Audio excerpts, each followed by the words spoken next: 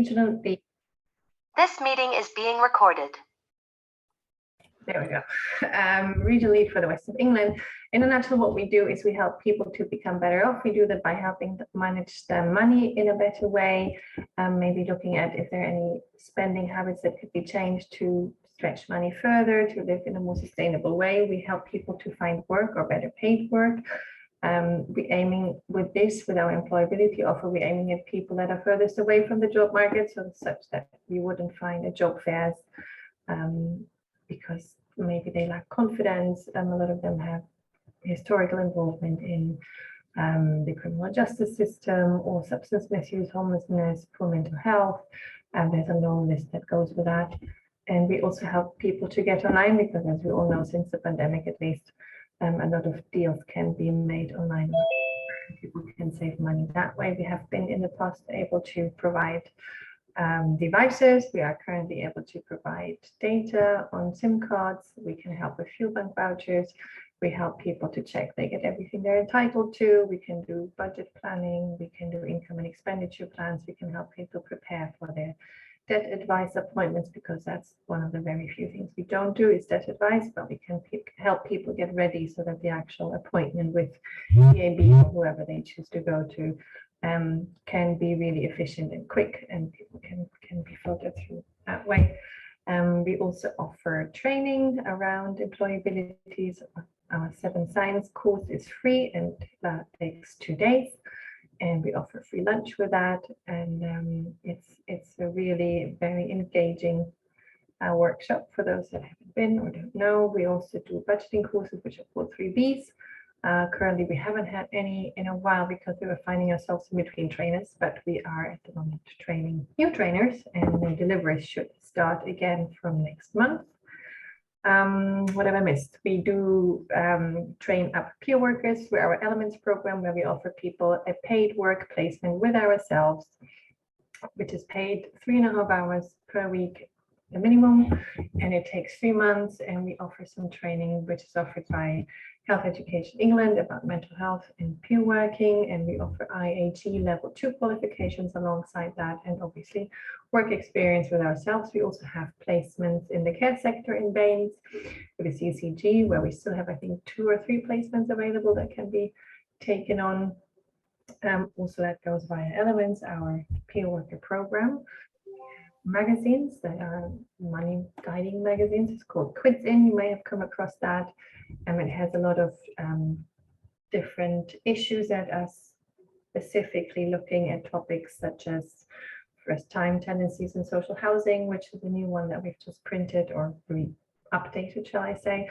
We have one on universal credit. We have a food mag, and we have lots of different mags. And then there's the quarterly Quids In magazine that comes out, that you may have seen somewhere around. You can sign up for the Readers Club online. There's a Readers Club for clients, and there's also a Readers Club for professionals such as yourself, where we share monthly updates about what is happening in the third sector and keeping everything up to date. We run several drop-ins in Baines. I think at the moment it's 7 or 8. Not every one on a weekly basis, but you can find those if you go on our website, which I can pop in the chat in a minute, and you click on contacts. Everybody can refer themselves. People, support worker staff can refer people. It's very, very easy. You just go on the website and you click sign up, and then you click the area that you're located in, or that your client is located in, which would be most likely Baines in that case. And then we have a bit of a backlog at the moment, as you can imagine, with the cost of living crisis, but we're aiming to get in contact with people pretty soon, even though we might not be immediately available or able to allocate a support worker, but we definitely get in touch with people and let them know that we're around. They can always also visit our drop-ins, obviously. Support looks that we offer remote support apart from our drop-ins, so we will have like phone sessions, each an hour long, depending on the needs of the client and very much tailored to their needs, which will be established by using our money health check, which is 25 yes or no questions about their spending habits, quite frankly, which will then inform sort of an action plan after that. I think I just threw a lot of information at all of you. If you have any questions, let me know. Otherwise, I'm just going to mute myself. Thanks, Anna. Did anyone have any immediate questions for Anna at all? Okay. Just a quick look. Yes, Mark, sorry, quickly. Oh, There's a hello. couple in the chat. We didn't catch the name of your organization, Anna. You're doing a lot of work, but we didn't catch the name. No worries, it's clean slate. I'm just typing my email address and our link of our website, and I'm popping it in the chat. Thanks, Helen. As you're at the top of my screen now, Helen, I'll come to you next, if that's okay.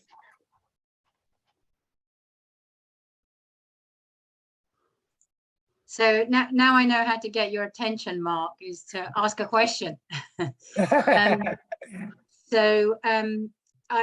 I noticed that a colleague of mine is also on the call, Anne Donahue. So I will speak about one aspect and then pass over to Anne to speak about another aspect. So my name's Helen Watts and I work at the Carers Centre in Bath. We're based in Bath, but we cover the whole of Baines. And we uniquely, we work only with unpaid carers. So that's adult carers and young carers. So for those of you who don't know us, that means we work with carers from the age of 5 up to early 90s and everything in between. And carers who are supporting people that they live with 24/7, and carers that may be popping in and out, helping a neighbour or family member, and even carers who are supporting somebody remotely. So everything in between. I won't go through the whole list of services that we offer, but just to summarise, we have a support line, which Anne, my colleague also on the call, is one of the support workers on that support line. And we also run a series of wellbeing activities to support carers in kind of building resilience, confidence, well-being, self-care, and so on. So all of that information is on our website. But what I want to just draw your attention to, and then I'm going to ask Anne if she can draw attention to emergency plans. Yeah, is that right, Anne? I want to draw your attention to an event coming up in Keynsham in April. It's the 25th of April. That's a Tuesday in the morning at the Scout Hut. Those of you who know Keynsham, it's in the centre of Keynsham. The Scout Hut is where all the COVID flu vaccinations take place. It's very easy to find. And we're holding an open drop-in morning for carers in the Keynsham area. And there will be an opportunity to access other support services like Stroke Association, sustainable energy advice, as well as advice from the Carers Centre, and people are able to register with us as well. There will also be a mini mindfulness session at that event to sort of give carers a little bit of resilience. And there will also be our colleagues from the 3 surgeries in Keynsham will be joining us on that day, and they'll be running mini health checks and advice on their services in the Keynsham area. So we're really, really excited about this because it builds on work that we're doing in another part of Baines with 3 Valleys PCN, Primary Care Network. And we've run 2 events with them, very well attended. So we're hoping for a repeat attendance. We estimate in Keynsham there is around about 800 unpaid carers, and those are only the ones that we know about. There may well be others. So this is a first time in Keynsham. So it's Tuesday, 25th of April, 10 till 12:30 in the Scout Hut. And I'll put an email contact in the chat if you want to any follow-up or any queries, or you might want to send somebody along and want a bit more information. So I'm going to hand over to Anne, and ask Anne to talk about emergency plans, which is something that we're really encouraging carers to sign up for. Okay, thanks, Anne. Thanks, Helen. Thank you. Yeah, so I'm Anne. I'm one of the support officers at the Carers Centre. So I will also be at the event in Keynsham if anyone comes with any questions, and I will be there to hopefully answer them or signpost them and help in some way. But yeah, so at the moment we are promoting our emergency plans. So what these are it's basically for a situation where the carer themselves has some kind of emergency happening to them that means that they are not able to give the care that they would normally give for a period of time.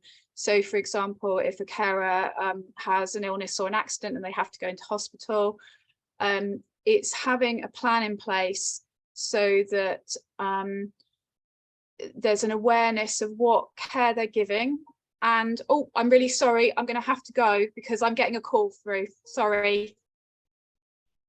I will pick up where Anne has left off. So yeah, emergency plans are there as like an insurance policy for carers. They can be set up online via a phone call appointment. Takes about half an hour to an hour to go through all the steps, and basically it sets up what would happen if the carer is not able to fulfill their caring role.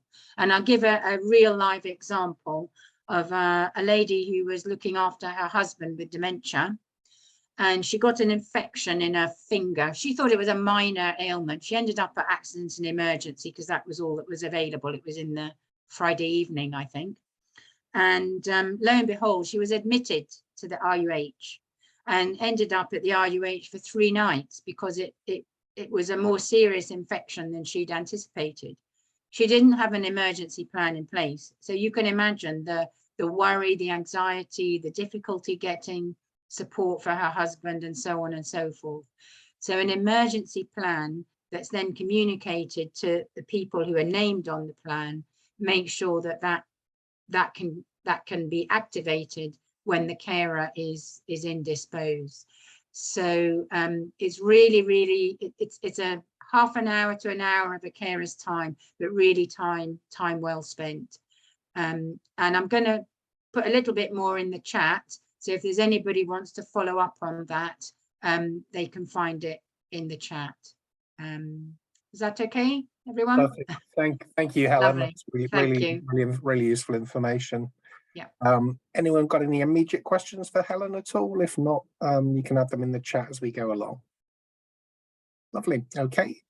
Colin, do you have Colin Emmett, do you have an update for us?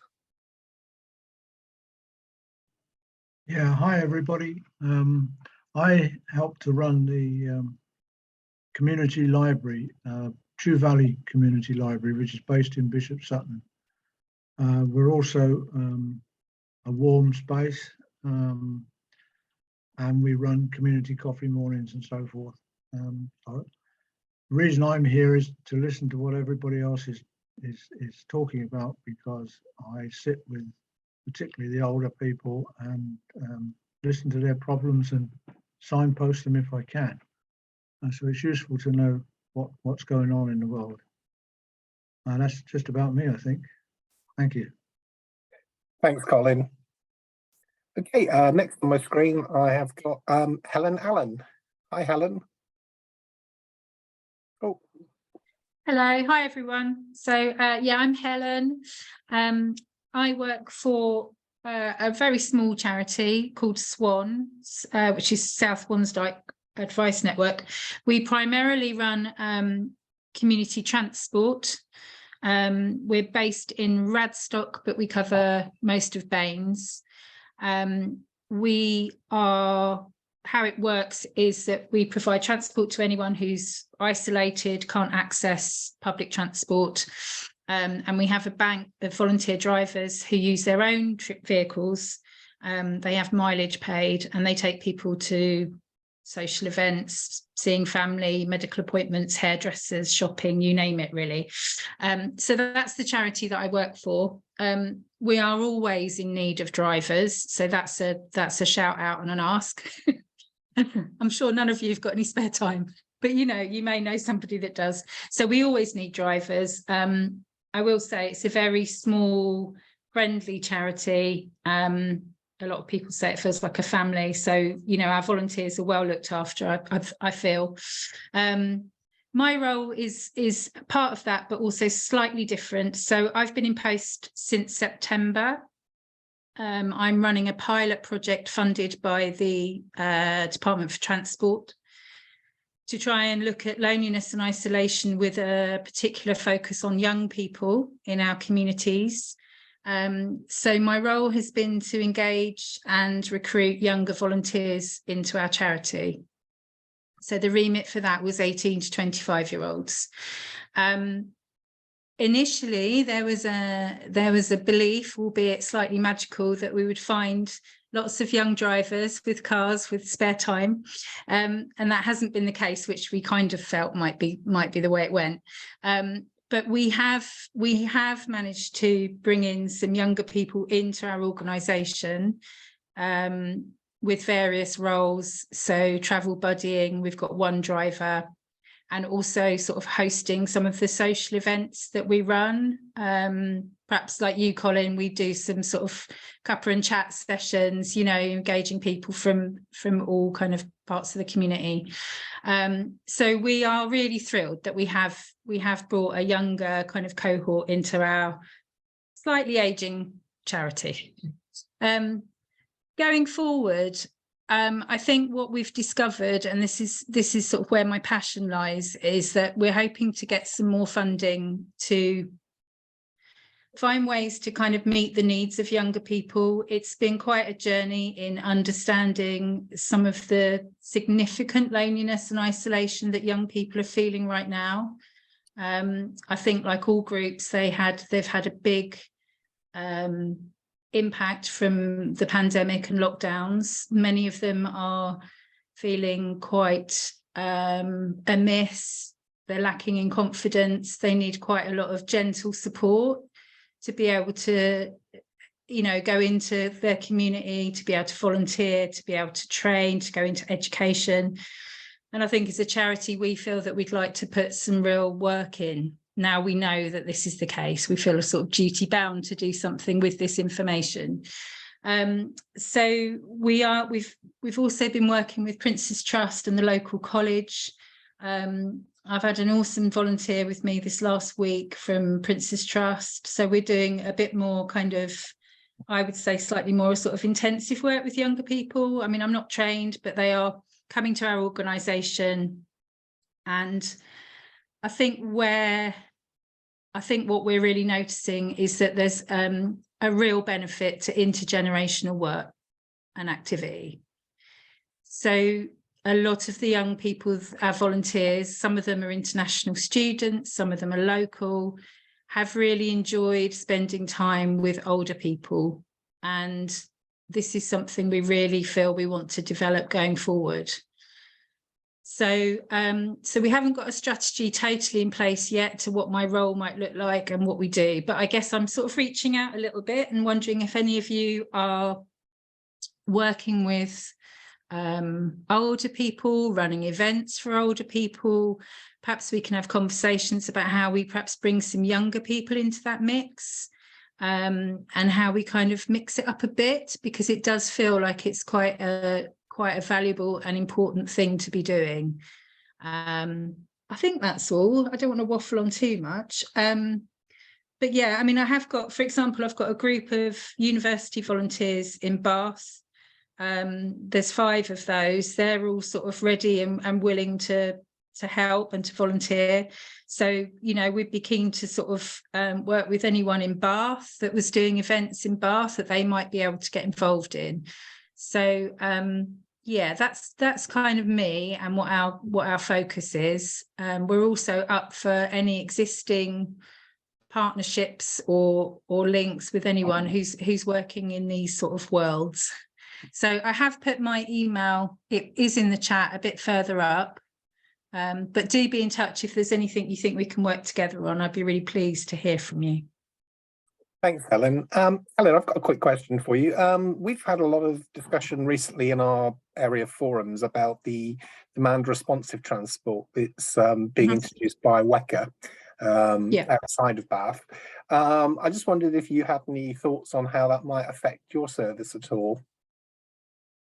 I think it's a bit watch this space. I think the idea of it is fabulous. I think it could be really, really amazing for younger people. I mean, the impact of transport and lack of transport on younger people is huge. I've been in touch with people who are working with young people to offer apprenticeships and traineeships. And the young people, particularly in rural communities, just can't get to them. So if you are a young person who can't drive, hasn't got a vehicle, doesn't have parents or carers that have got vehicles, you're pretty stuffed. So I think there's something there for them. I think the only thing, I mean, I haven't been in these meetings, it's my colleagues, but I think the only thing is that also a lot of our older passengers really value the kind of personal relationships that they build with our drivers. So they know them by name, they know who's going to pick them up, they know what car they drive. So I think, you know, I think there's probably a place for all of it within transport. So it's, I think it's watch this space really, Mark. It's, you know, it would be lovely if more people were able to have that really bespoke kind of journey capacity, if you like. And it's looking like it's going to be cheap. I guess the only other thing is that if you are getting a minibus and you're the first person to get on the minibus and there's a pickup of 10 different people, your journey time would be really long. Yeah, that's true. And for some people that may be an issue. So, you know, but hopefully it will mean that people who are isolated and out in communities where there either isn't any public transport or they're not able to access it, I think it could be a really good thing. Lovely. Thank you very much. That's really, really useful feedback to hear, because there's been a real mixed reaction to it. I think some people are worried because they're losing some of their services. And see this as not as good a replacement, but I think like you say, anything that can be seen as additional could be quite helpful, especially to young people. Thank you for that. The next person I've got on my screen is Becky Penny. Are you there, Becky? Hello. I am. Hi, thanks, Mark. So I'm here representing Live Well Baines today, so we can try and pop along to many of them. So hopefully most of you are familiar with what we do already. Live Well Baines is a website that hosts information supporting 3 groups of people in our community. So we have one section that supports adults living independently within our area, and within that section we provide information about support and services, well-being activities, mental health, home adaptations, all sorts of variety of services, organisations and information that can support a person living independently at home. So we've got information about coming home from hospital and everything that might sort of be combined with that. Our second group of people that we support on the website are children and young people with special educational needs and disabilities. So this represents Bath and North East Somerset's SEND local offer. So any parent, carer, or anyone looking after a young person with additional needs can find a whole wealth of information on the site supporting them. So again, it includes groups and support services, but also key information around diagnosis and support services available during that process, education, health and care plans. We have details about how families can apply for their child's Rainbow Resource Card. So you may or may not be aware, but I'll put a link in the chat to all of this. But a child or young person with an additional need can apply for a free Rainbow Resource Card, which discreetly verifies their need. and can enable them to access concessions at various locations across Bath and North East Somerset. It could be that their parent carer gets in free to a location. It could be that they can access specific send sessions that are perhaps more appropriate for them, or that they can access quiet places and different things on offer at the venues themselves. All that information is on the site. And our third group of people is children and families. So this is where anyone can find childcare information. So Ofsted registered childcare within Bath and North East Somerset. It's all listed on there, and each childcare provider has their own login details to make sure their information is up to date. Information on there to support families, so with parenting issues, parenting courses, signposting to children's centres, support services, information specifically for young people as well, so information about opportunities and courses and wellbeing information for them. So alongside groups and activities, we've got online services and online resources they can access if they're struggling or want to reach out to an organisation and does not quite know where to start, and they can find all the information on there. We do have information relating to adults and obviously children and young people with additional needs with regards to autism and ADHD as well. So again, a whole host of information on there. What I will say is probably most people who are in these interagencies are listed on Live Wellbeing, but if you're not, there's a really simple way to register your organisation, and we'd encourage you to do so. We want as many of the organisations listed on there as possible, and what we can do is make sure they filter through to each and every of the relevant sections so that people can find it no matter how they navigate through the site. So it's worth having a look if you are part of an organisation, just making sure your information is on Live Wellbeings.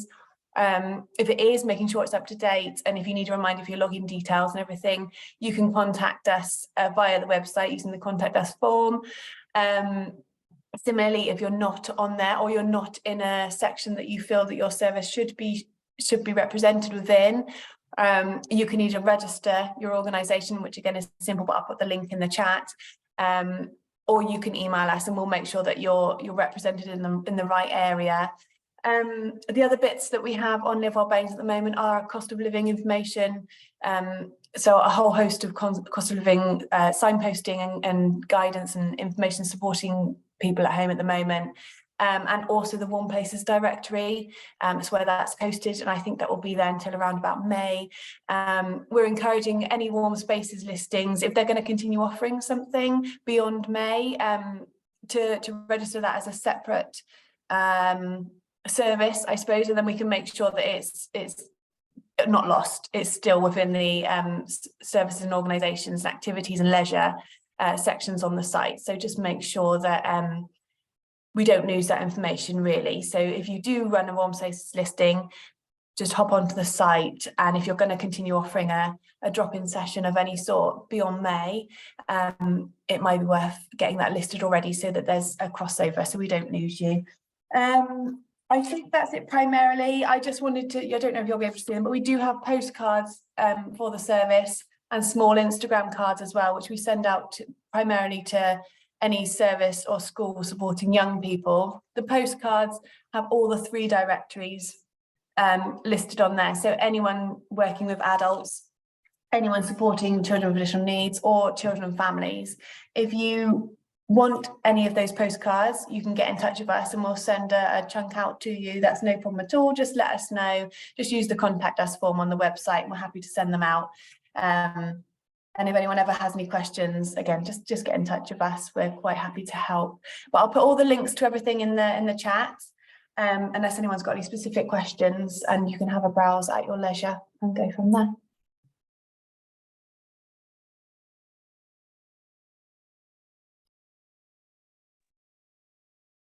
Thank you.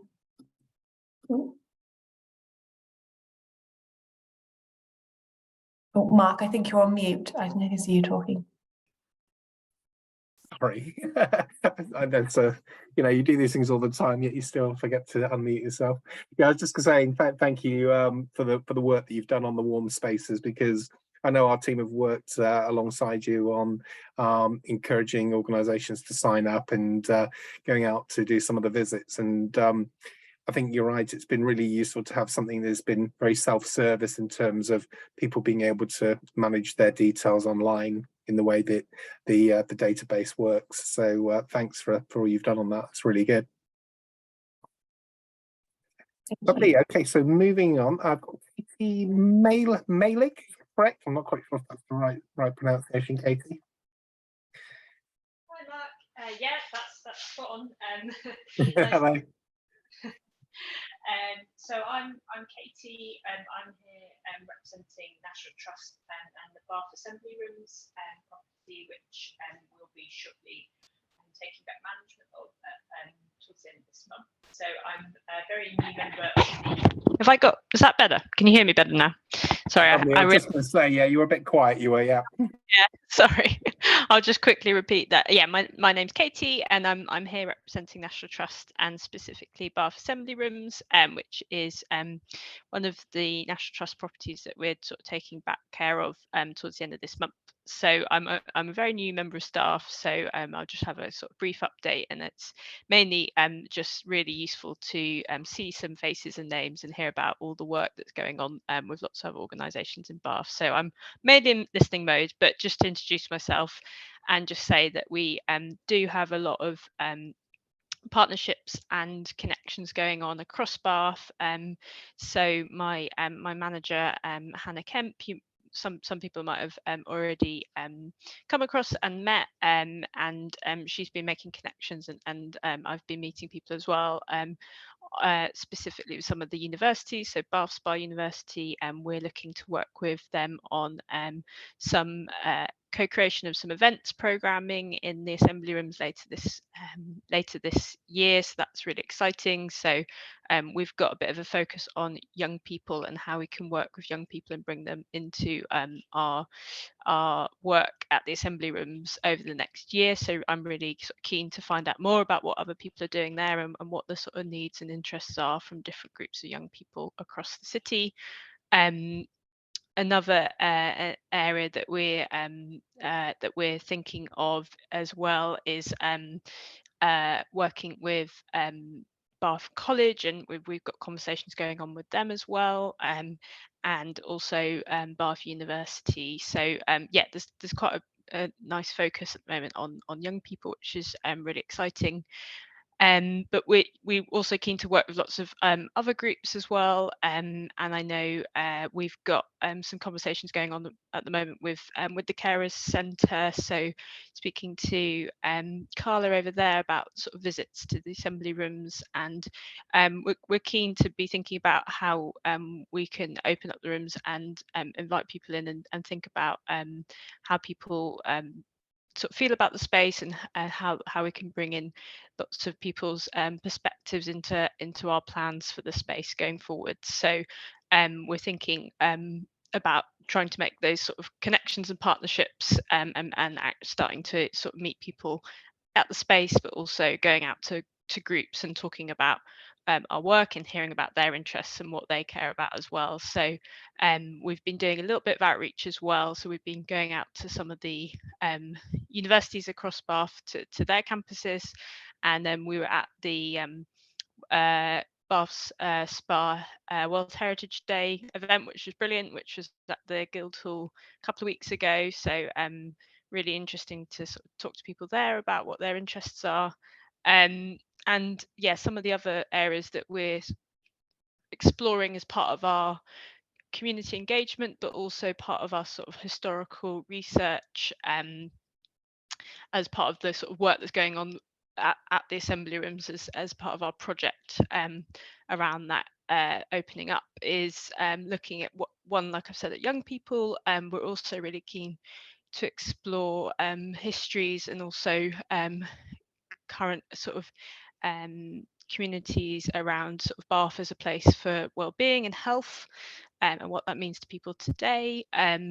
Another area is looking at sort of global connections, and Bath as a place where people were coming from all over the world, and again what that means for people today that now call Bath their home, but might have come from other places around the globe, and also looking at LGBTQ+ histories and what we can uncover there at the assembly rooms, and again what that means for people today. So it's quite a broad range of things we're really keen to look at and work with people on. So I'll leave it there, but I'm really keen to hear what's been going on, and I can pop our email address in, and if people did want to talk to us and link up, then very happy to do so.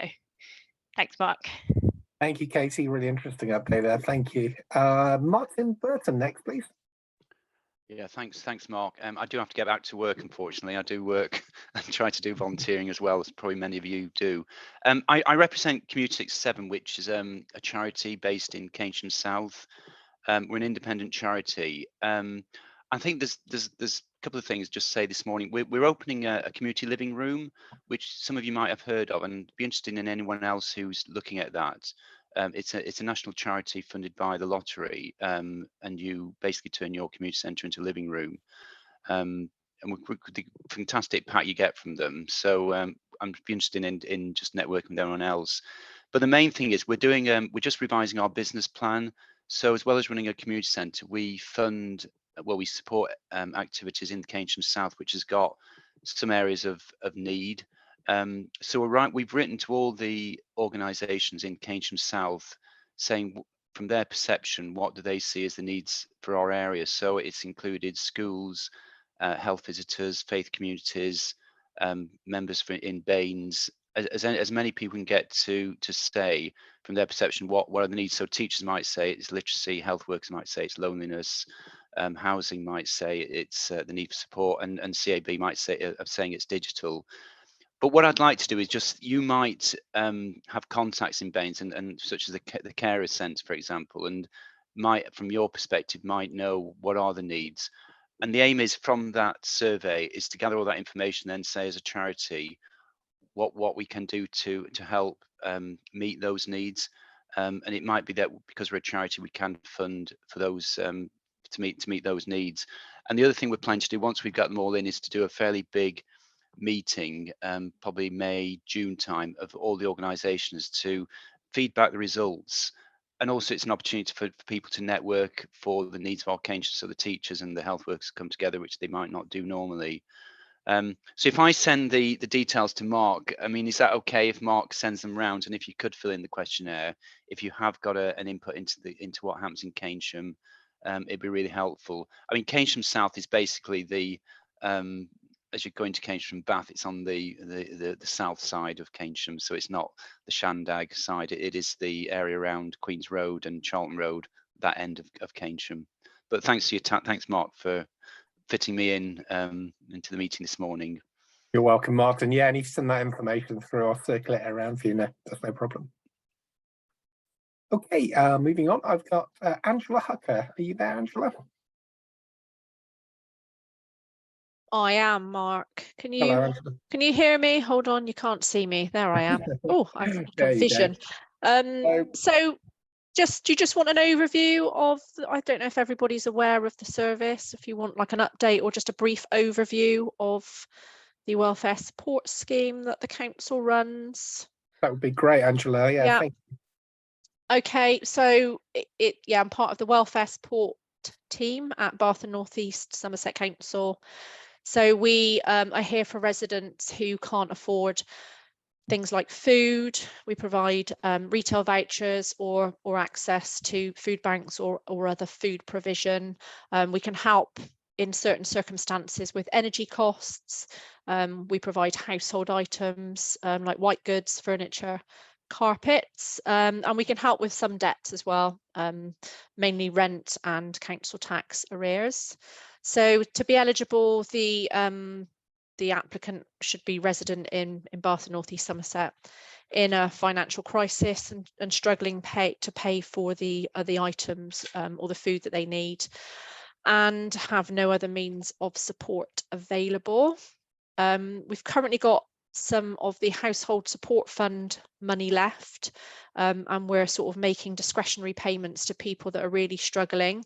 So that's a direct payment into their bank account for for gas and electric, and people can just call us. So we prefer it if people telephone us to have a conversation about the situation and what's going on, and you know, the way we can help, because generally we find the conversation will start off, you know, about food, and then it will grow into other areas, you know, like they might mention something about having rent arrears or their council tax or anything else they're struggling with, and we can have a look at that aspect of it as well. They can email us as well, but for food we kind of insist that it's a conversation, because it's a little bit more instant. An email might not be replied to, you know, for a few days, and if they need food, obviously that is more pressing. So yes, that's it from me. I'll put a link to the website in the chat and the email address for the team as well. I don't know if anybody has any questions for me. That's great. Thank you, Angela. Really appreciate your time. Thank you. Okay, next on my list, I've got Charlotte Topley. Hi there, everybody. So I'm Charlotte. I'm from Rainbow Trust Children's Charity. We support seriously ill and terminally ill children. We're not medical, we're not clinical at all. So we support in practical and emotional ways, working with children from 0 to 18 years. And we support the whole family. So sibling support, extended support for parents, and our support looks very different depending on the needs of the family. So it could be that we're visiting the sick child in hospital. We could be providing transport to hospital appointments. We can be supporting siblings, picking up siblings from school. And we cover Bristol, Bath and North East Somerset, Gloucestershire, North Wiltshire, Swindon, because they are their own entity. Really, we're trying to sort of support families in the way that, you know, when they had the parents nearby or family close by, they would be able to rely on them there. So again, really wide ranging. Support doesn't have an end. So as long as families meet criteria in terms of their sick child, there's no set amount of hours. It's not a set core offer of hours or certain amount of visits.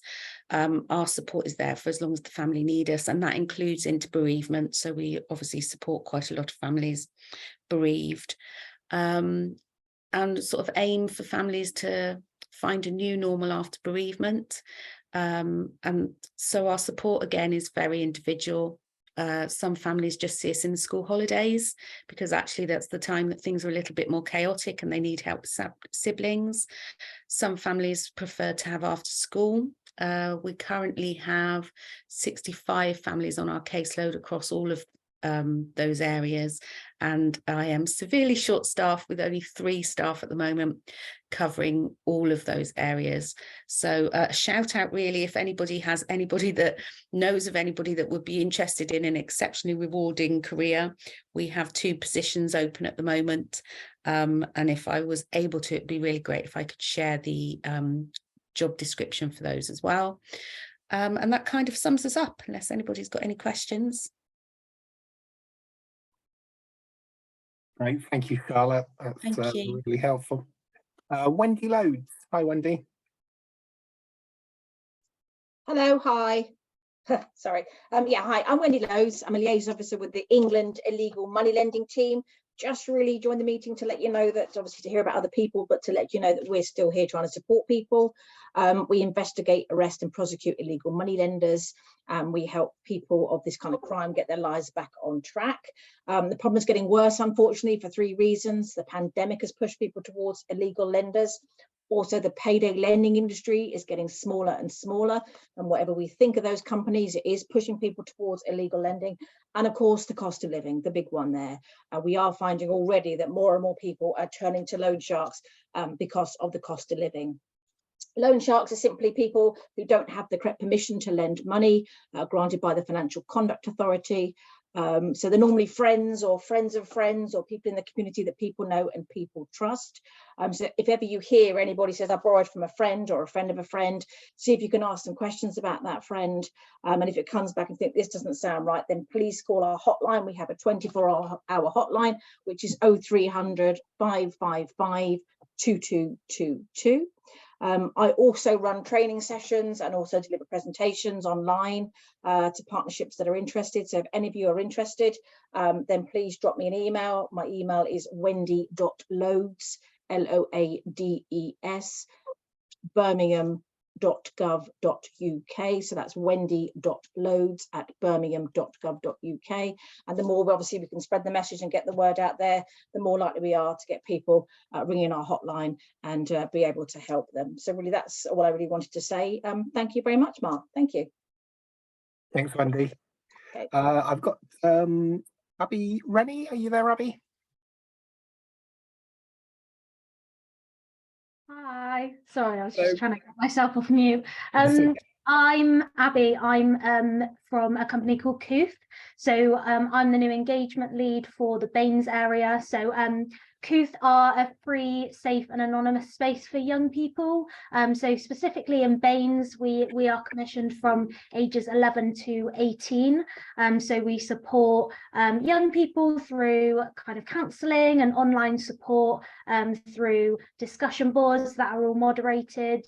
So then they can basically relate to other people and can kind of build their confidence with mental health. So I mean, in terms of my role, so I offer a lot of kind of assemblies and workshops to schools, but also for professionals. I offer staff training, Q&A sessions, some attendance at events if any parents or carers had any questions or anything like that.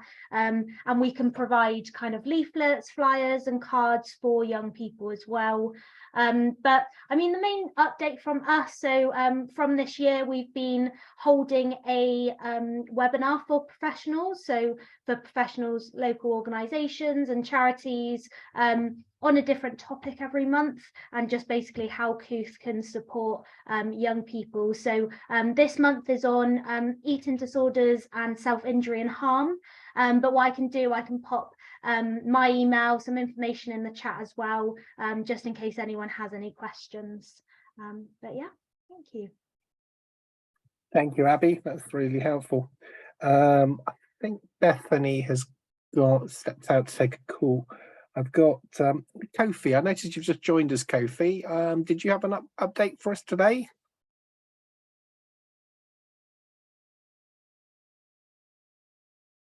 No. Nothing from Kofi at the moment. Okay. Ian, I noticed you've been sort of very patiently in. Did you have anything you wanted to say to us today at all? Hope you're on mute, Ian.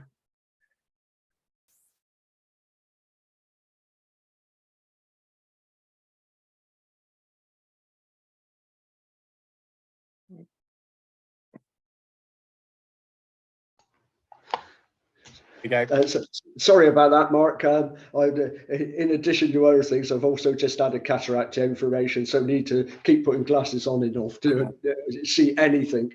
I'm here representing Stowe Sutton Parish Council. That's just merely a listening role. And also a member of the Chew Valley Area Forum Climate and Nature Emergency Working Group. I just wanted to put a quick shout out for the new DRT bus service that's coming in from April the 3rd. And I can see a possible advantage for service providers, in fact, in the terms of, whereas they've not found it, whereas in the past they've probably found it difficult to reach people in more rural areas, then there's now an opportunity for those people receiving the services to actually travel via the DRT service to the service providers. So that might extend the coverage a little bit. The costs involved, if you've got a diamond card or you've got a bus pass, then it's going that service, the DRT service is going to be free.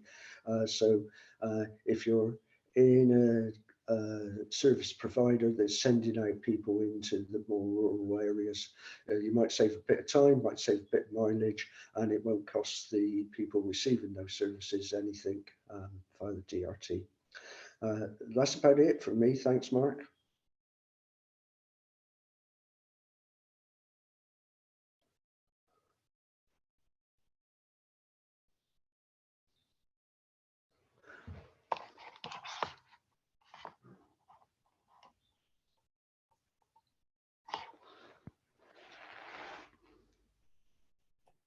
Mark, I think you're on mute.